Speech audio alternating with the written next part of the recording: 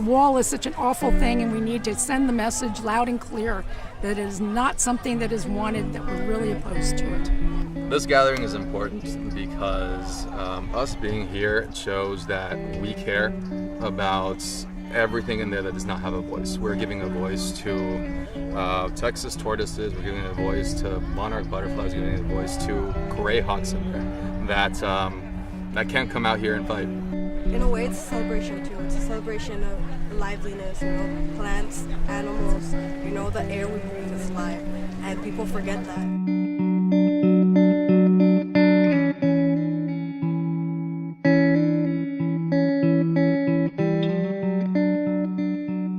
Santa Ana is a oasis of nature over here. Fabulous birds and wildlife and plants that are nowhere else in the United States except this area. They have habitat that is not to be duplicated almost anywhere else anymore. A riparian habitat with hanging moss that is dependent upon the riparian corridor. This refuge is the focus of birders who travel from all over the country and even all over the world to see the species that you can only see in this part of the United States.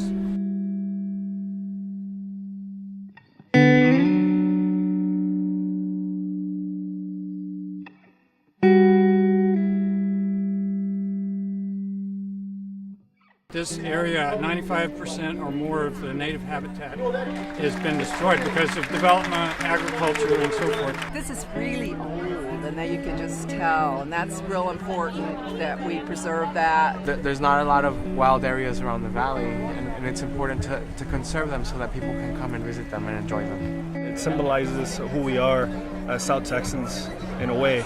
So crushing that sort of crushes, our identity of who we are, where we come from.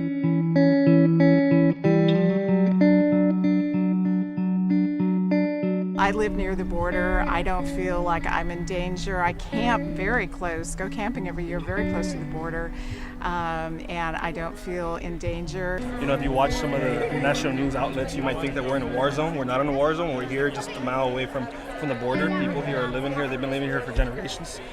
So as people gather here, we want to send that message out to the world. I just don't think they understand what it's like to be down here on the valley and being on the border. Because I feel safe. We all feel safe.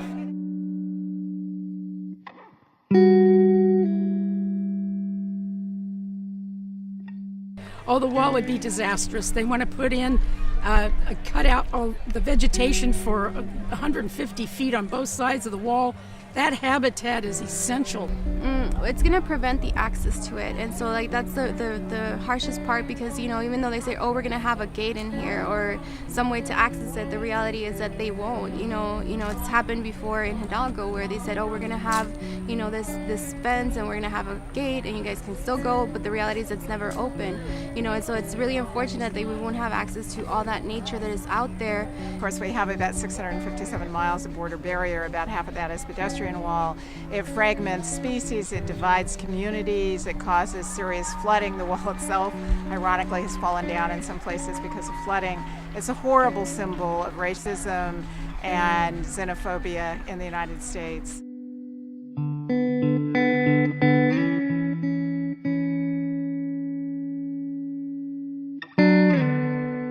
I'm a little concerned that residents of this state and country that live much further north that aren't affected or won't be affected as directly as the wall aren't aware of it.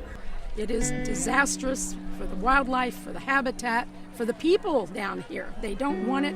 It interferes with their farming, it interferes with their private property. This wall has no purpose. It'll do nothing for the environment, for the people. It's just going to destroy lands and cost billions. So all negative, no positive. It's a bad idea. It's a boondoggle. It's not going to work. Are we catering to this big ego that's leading the country or what? I mean, why are we catering to him? This is nuts.